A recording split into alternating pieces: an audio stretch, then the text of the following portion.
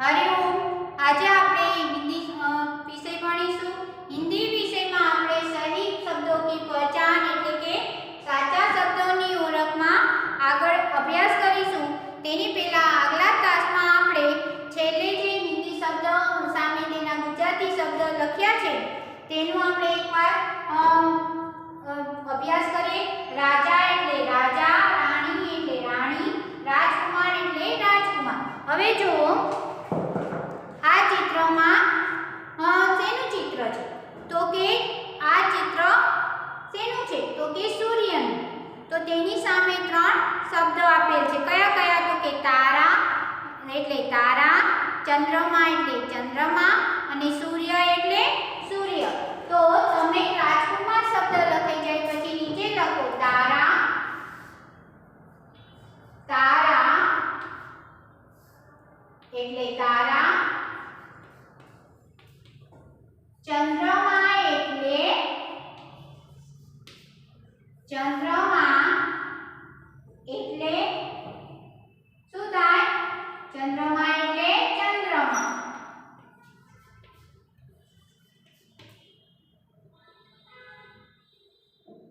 સૂર્ય એટલે સૂર્ય, સૂર્ય એટલે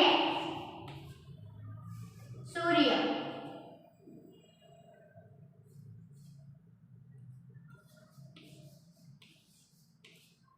તારા એટલે તારા, ચંદ્રમા એટલે ચંદ્રમા અથવા ચાંદો, ચાંદ, આ બધા શબ્દમાંથી કોઈ પણ એક શબ્દ લખી શકાય છે। સૂર્ય એટલે સૂર્ય। હવે આગળ જુઓ, અહીંયા હોળીનું ચિત્ર આપેલ છે અને તેની સામે ત્રણ हिंदी शब्द है। नाव एटले होड़ी, पछी जहाज एटले एटले के वाहन अने जहाज बंने शब्द लखी शकाय। नारकी, नारकी एटले नारकी शब्द पण लखी शकाय अने होड़ी चलावनार शब्द पण लखी शकाय। तो अहींया लखो नाव एटले होड़ी, जहाज एटले जहाज अथवा वाहन।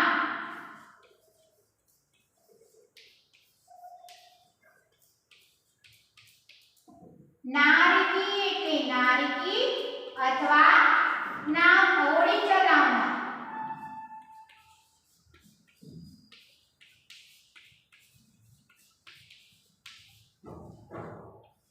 होड़ी चलावनार, नाव चलावनार पण लखी शकाय। फरी एकवार आपणे मुहावरो करीए। राजा एटले राजा, राणी एटले राणी, राजकुमार एटले राजकुमार, तारा एटले तारा, चंद्रमा एटले चंद्रमा, पछी सूर्य एटले सूर्य, नाव एटले होड़ी, जहाज एटले वहाण अथवा जहाज, नारकी एटले नारकी अथवा होड़ी चलावनार। आ बंने शब्दमांथी पण एक शब्द लखी शकाय। हवे आगळ जोऊं, अहींया शेनुं चित्र छे? तो के वांदरानुं। वांदरानो हिंदी शब्द तो के बंदर। एटले के अहींया कयो शब्द छे? तो के बंदर एटले वांदरो, पछी गधा एटले गधेडुं अने शेर एटले सिंह। हवे आ जे पाठमां जे बे वखत शब्द आवता हशे हिंदी शब्द तेनो आपणे बीजी वखत हिंदी शब्द नहीं लखीए। बराबर? पाठ एक ज छे। बराबर? एक पाठमां बे वखत जे आवता हशे शब्दो ते आपणे नहीं लखीए। अहींया शेर छे ते આગળ પણ આ અભ્યાસમાં આવેલ છે। બરાબર? આ પાઠમાં આગળ જે આપણે અભ્યાસ કર્યો તેમાં પણ શેર શબ્દ આવેલ છે અને આપણે તેનો અભ્યાસ કર્યો છે એટલે અહીંયા શેર શબ્દ નહીં લખીએ। લખો બંદર એટલે પાંદડો, બંદર એટલે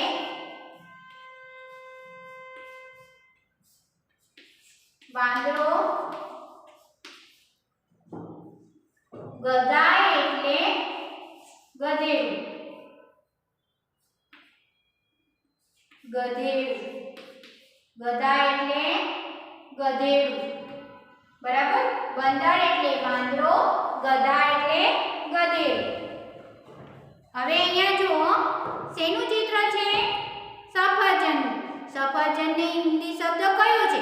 તો કે સફરજનને હિન્દી શબ્દમાં આપણે શું લખીએ છીએ? સેબ. સેબ એટલે સફરજન. પછી છે અમૃત. અમૃત એટલે શું થાય? જમરૂખ. અને શરીફા એટલે શું થાય? શરીફા એટલે સીતાફળ. પણ આપણે જે શબ્દ છે સફરજન તે આપણે લખીએ કે સેબ એટલે સફરજન. પછી અમૃત એટલે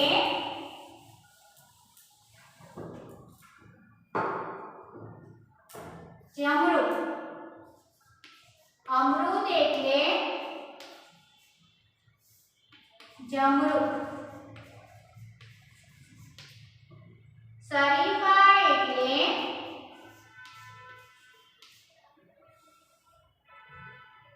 સીતાફળ.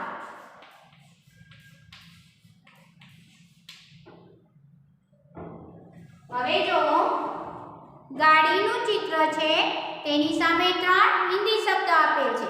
વેન, કાર અને ટ્રક. પણ કાર શબ્દ છે તે આપણે પહેલા અભ્યાસ કર્યો છે. એટલે વેન અને આ ટ્રક શબ્દ સામે જે હિન્દી શબ્દ છે તેની સામે આપણે ગુજરાતી શબ્દ લખીશું. તો વેન એટલે વાન અથવા વેન અને ટ્રક એટલે ખટારો અથવા ટ્રક. વેન એટલે વાન અથવા વેન. ટ્રક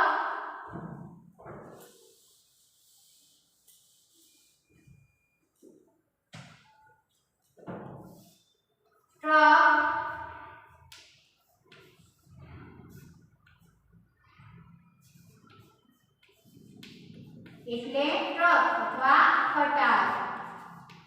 બરાબર. હવે જુઓ અહીંયા બંદૂકનું ચિત્ર આપેલ છે. તેની સામે તીર, બંદૂક અને પિસ્તોલ ત્રણેય શબ્દ આપેલ છે. પણ તીર અને બંદૂક આ બે શબ્દો છે તેનો અભ્યાસ આપણે પહેલા કર્યો છે. એટલે બીજી વખત નહીં લખીએ. પણ પિસ્તોલ એટલે પિસ્તોલ.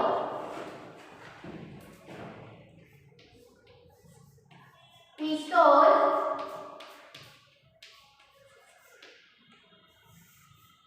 એટલે પિસ્તોલ.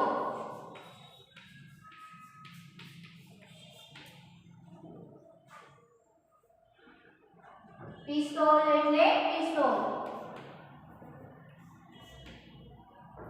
હવે જો ઈંડાનું ચિત્ર આપેલ છે તેની સામે 3 શબ્દ આપેલ છે હિન્દી. ગેંદ, ગોલી અને અંડા. ગેંદ એટલે બોલ, ગોલી એટલે ગોળી, અંડા એટલે ઈંડું. ગેંદ એટલે દડો, આપણે બોલ કહીએ છીએ ને. અને શું છે? ગોલી. અને ગોલી એટલે શું થાય? તો કે ગોલી એટલે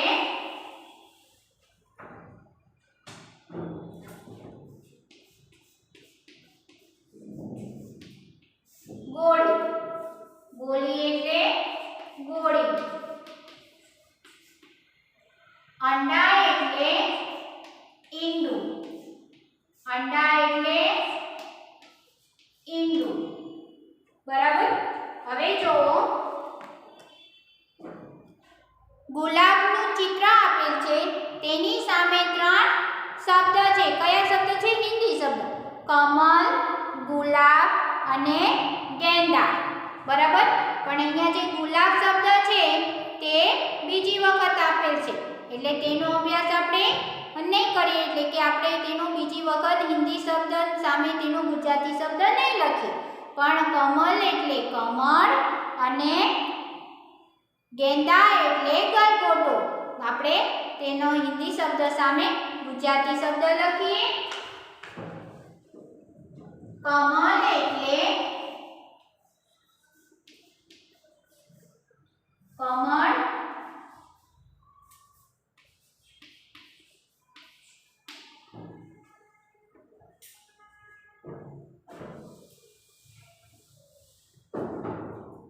અને ગેંદા એટલે ગલગોટો. ગેંદ એટલે દડો અને ગેંદા એટલે ગલગોટો.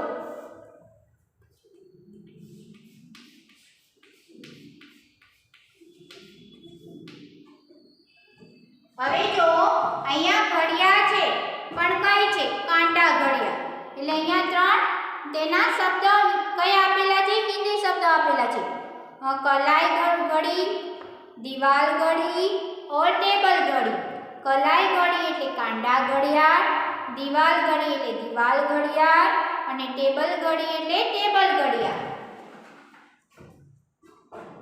કલાઈ ઘડી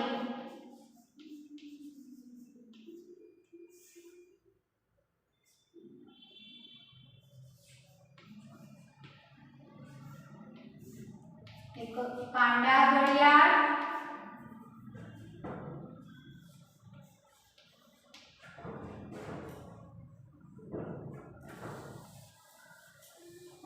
કાંડા ઘડિયાળ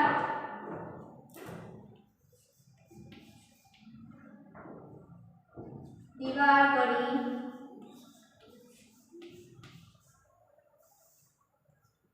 એટલે દીવાલ ઘડિયાળ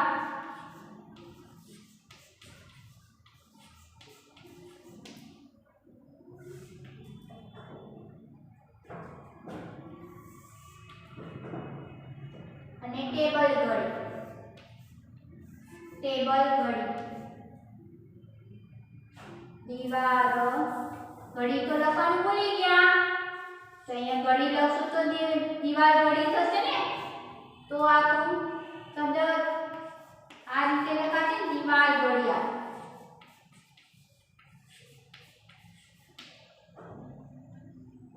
અહીંયા ટેબલ ઘડી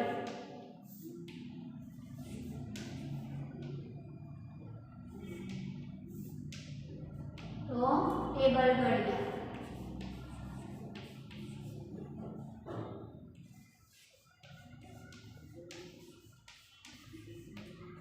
બરાબર. હવે જો અહીંયા કેટલીક ખાલી જગ્યા છે, પણ જે ખાલી જગ્યા છે તેમાં યોગ્ય અક્ષર અહીંયા શબ્દ આપેલ છે અને નીચે ખાલી જગ્યા છે, તો યોગ્ય અક્ષર મૂકીને તે ખાલી જગ્યા પૂર્ણ કરવાની છે. પણ હવે અહીંયા તો બધા આગળ કઈ આ સ્વાધ્યાય પોથી હોય તે હોય કે ના હોય એમ, તો આપણે અહીંયા જે હું બોર્ડમાં હિન્દી શબ્દ સામે તેના ગુજરાતી શબ્દ લખું તેમ તમારે તમારી નોટબુકમાં પણ હિન્દી શબ્દ સામે તેના ગુજરાતી શબ્દ લખવાના છે. બરાબર. ખાલી જગ્યા યોગ્ય અક્ષર મૂકીને ખાલી જગ્યા પૂર્ણ નથી કરવાની, પણ આપણે હિન્દી શબ્દોના ગુજરાતી શબ્દ લખીશું. હવે અહીંયા પાઠ એક જ છે, આ જ પાઠ છે કે સાચા શબ્દોની ઓળખમાં જ આ જે શબ્દો છે તે આપેલ છે, એટલે કે ખાલી જગ્યા આપેલ છે. આપણે એના શબ્દોની આપણે હિન્દી શબ્દ લખવાના છે અને આ હિન્દી શબ્દ સામે તેના ગુજરાતી શબ્દ લખવાના છે. એટલે જે શબ્દ બીજી વખત આવેલ હશે તે આપણે લખીશું નહીં. બરાબર. આની પહેલા પણ મેં કીધું હતું કે જે શબ્દ બીજી વખત આપેલ હશે આ પાઠમાં તે શબ્દ નહીં લખીએ. એટલે અહીંયા ગાય અને બકરી શબ્દ આ પાઠમાં આ શબ્દ આવી ગયેલ છે. એટલે અહીંયા જો તમને ચિત્ર બતાવીશ અને આપણે તે ચિત્ર પરથી તેના હિન્દી શબ્દ લખીશું અને હિન્દી શબ્દ સામે તેના ગુજરાતી શબ્દ લખીશું. હવે અહીંયા ચિત્ર છે શિક્ષકનું, તો શિક્ષક શબ્દ હિન્દીમાં લખીશું અને શિક્ષક શબ્દનો ગુજરાતી અર્થ પણ શિક્ષક જ થાય. તો લખો ટેબલ ઘડી તમારા નોટબુકમાં લખાઈ જાય પછી નીચે લખવાનું છે શિક્ષક.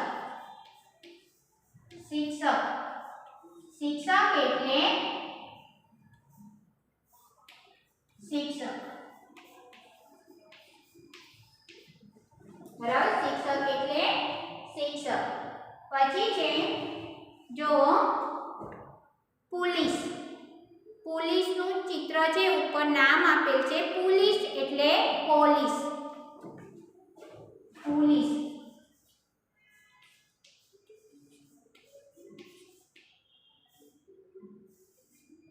એટલે પોલીસ.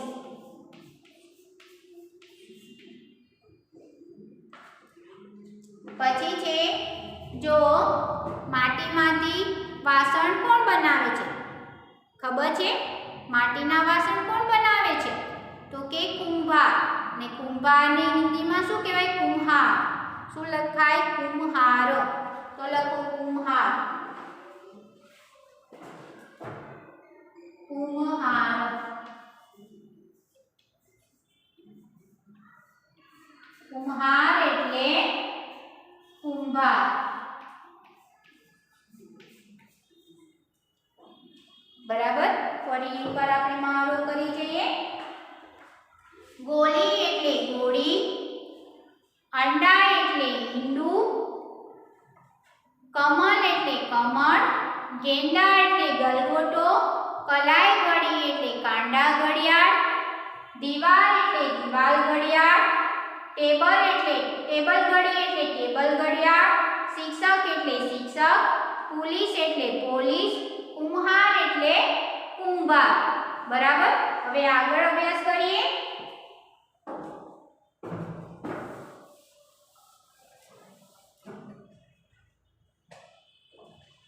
હવે જુઓ આ શેનું ચિત્ર છે? નામ પણ ઉપર આપેલું છે સંતરા એટલે સંતરા, સંતરા એટલે સંતરા.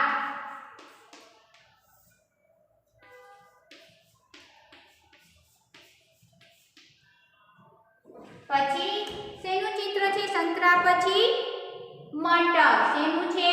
મટર એટલે વટાણા, મટર એટલે વટાણા.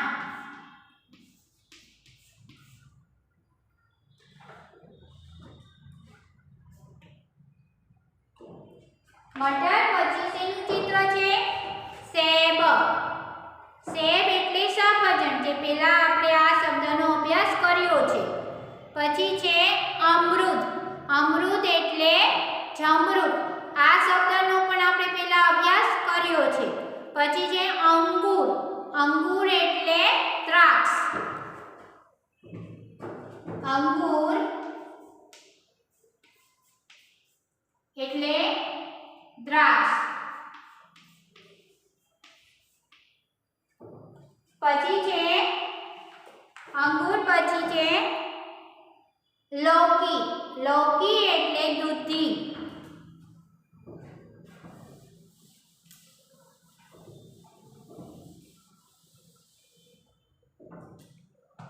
લૌકી એટલે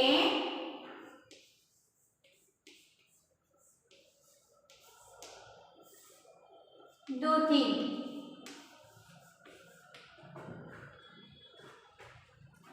પછી જો લૌકી પછી છે આલુ. આલુ એટલે બટાકા અથવા બટાટા. બંને શબ્દમાંથી એક શબ્દ લખી શકાય. આલુ એટલે બટાટા, બટાટા અથવા બટાકા.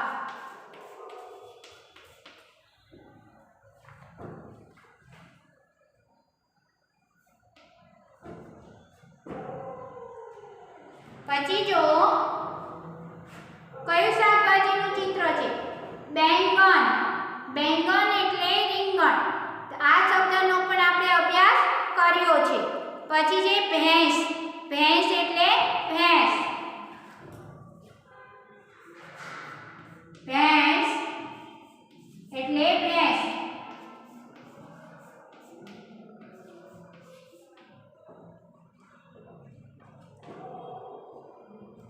પછી છે ભેંસ પછી કયું પ્રાણી છે? જો તો કે ઊંટ. ઊંટ એટલે ઊંટ, ઊંટ એટલે ઊંટ.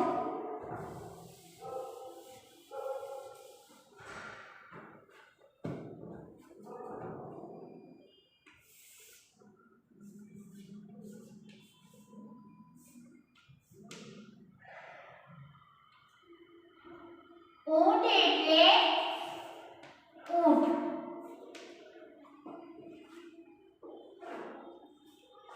પછી છે જો ડાકિયા. તો આ ડાકિયા શબ્દ આપણે પહેલા અભ્યાસ કર્યો છે. એટલે ડાકિયા એટલે શું થાય? તો કે ડાકિયા એટલે ટપાલી. ડાકિયા એટલે ટપાલી. તો લખશું તો કે ના. કેમ? તો કે આ જે શબ્દ છે એ પાઠમાં બીજી વખત આવે છે. એટલે આ શબ્દનો આપણે અભ્યાસ કરી ચૂક્યા છીએ. હવે જો તેની પછી છે ડાક્ટર. ડાક્ટર શબ્દનો પણ બીજી વખત આપણે અભ્યાસ કરીએ છીએ. એટલે આ પણ શબ્દ આપણે નહીં લખીએ. પહેલી વખત આપણે આ શબ્દનો અભ્યાસ કર્યો છે.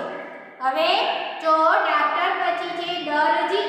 દરજી એટલે દરજી.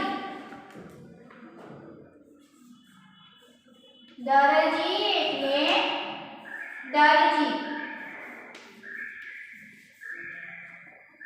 પછી છે તમે મીઠાઈ લેવા જાઓ છો ને, તો મીઠાઈ કોણ બનાવે છે? ફરસાણની મીઠાઈ. તો કે કંદોઈ. અને કંદોઈને હિન્દી શબ્દ, કંદોઈનો હિન્દી શબ્દ તો કે હલવાઈ. હલવાઈ એટલે કંદોઈ. હલવાઈ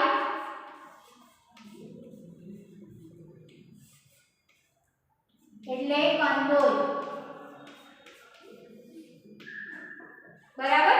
ફરી એકવાર આપણે મહાવરો કરી જઈએ. સંતરા એટલે સંતરા. મટર એટલે વટાણા. અંગૂર એટલે દ્રાક્ષ. રોકી એટલે દૂધી. આલુ એટલે બટાટા અથવા બટાકા. ભેંસ એટલે ભેંસ. ઊંટ એટલે ઊંટ. દરજી એટલે દરજી. હલવાઈ એટલે કંદોઈ. હવે જો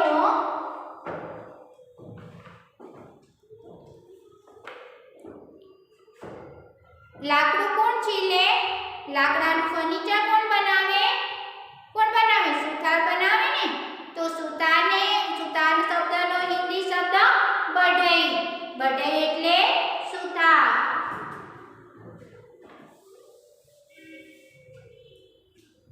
બઢઈ એટલે સુથાર.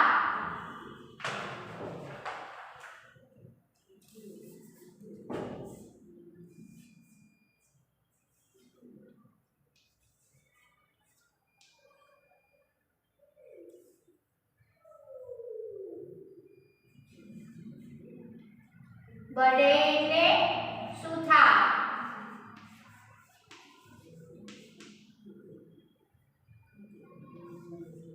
બરાબર.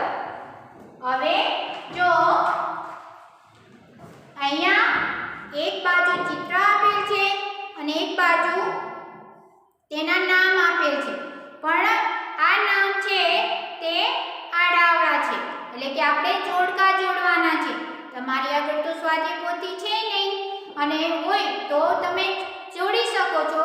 ચિત્રને જોઈને સામે તેના નામની સામે ચિત્રને નામની સામે જોડી શકો છો. પણ અત્યારે જેની પાસે નથી અને છે, જેની પાસે છે અને જેની પાસે નથી, તેમને શું કરવાનું છે ખબર છે?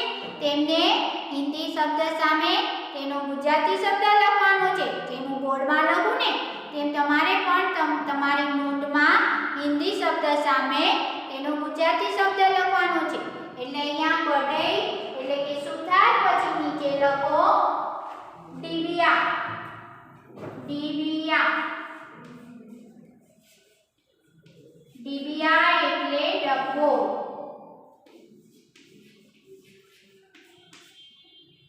જો અહીંયા મછલી શબ્દ, મછલીનું ચિત્ર જ માછલીનું, પણ આપણે મછલી શબ્દ તો તેનો અભ્યાસ આપણે કર્યો છે. પછી છે ડબ્બાનું ચિત્ર છે. ડબ્બા એટલે ડીબિયા. હિન્દી શબ્દ શું થાય? ડીબિયા. હવે આ તો તમને ખબર છે ફળોનો રાજા કોણ છે? કેરી. તો કેરીનો હિન્દી શબ્દ આમ. અહીંયા લખો આમ. આપણે મછલીનો હિન્દી શબ્દ સામે ગુજરાતી શબ્દ નથી લખેલ, કારણ કે તેનો બીજી વખત શબ્દ આપેલ છે. પછી ડિબિયા શબ્દ હતો એટલે આપણે ડિબિયા ચિત્ર હતું એટલે આપણે એનો શબ્દ લખ્યો ડિબિયા એટલે ડબ્બો, આમ એટલે કેરી. બરાબર.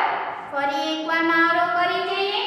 બઢઈ એટલે સુથાર, ડિબિયા એટલે ડબ્બો, પછી આમ એટલે કેરી, લોકી એટલે દૂધી, આલુ એટલે બટાટા અથવા બટાકા, ભેંસ એટલે ભેંસ, ઊંટ એટલે ઊંટ, દરજી એટલે દરજી, હલવાઈ એટલે કંદોઈ.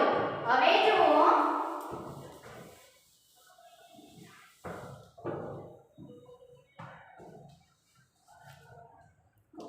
અહીંયા છે બારીનું ચિત્ર. બારીનો હિન્દી શબ્દ ખિડકી. તો લખો ખિડકી એટલે બારી. ખિડકી. જ્યારે હિન્દી શબ્દ કે હિન્દી વાક્ય લખતા હોય ત્યારે ઉપર લીટી કરવાનું ભૂલવાનું નહીં. બરાબર. ખિડકી એટલે બારી. નહીતર તમારું જે હિન્દી વાક્ય કે હિન્દી શબ્દ હોય તે ખોટું પડે અને માર્ક્સ કપાઈ જાય. પછી જો અહીં ચિત્ર છે પતંગિયાનું. પતંગિયું એટલે પતંગિયું એટલે એનો હિન્દી શબ્દ શું થાય? તિતલી એટલે પતંગિયું. તિતલી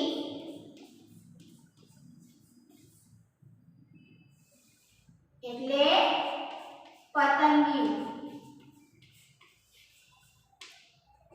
પછી છે જો ચિત્ર છે કાકડીનું. કાકડીનો હિન્દી શબ્દ કકડી. કકડી એટલે કાકડી. કકડી એટલે કાકડી. ફરી એકવાર આપણે મહાવરો કરી દઈએ કે બઢઈ એટલે સુથાર, ડિબિયા એટલે ડબ્બો, આમ એટલે કેરી, ખિડકી એટલે બારી, તિતલી એટલે પતંગિયું, કકડી એટલે કાકડી. તો આજે આપણે જે કાંઈ અભ્યાસ કર્યો અને જે મેં બોર્ડમાં લખ્યું હતું જે કાંઈ લખાણ તે તમારે તમારી નોટબુકમાં વ્યવસ્થિત સારા અક્ષરે લખવાનું છે. હરિઓમ.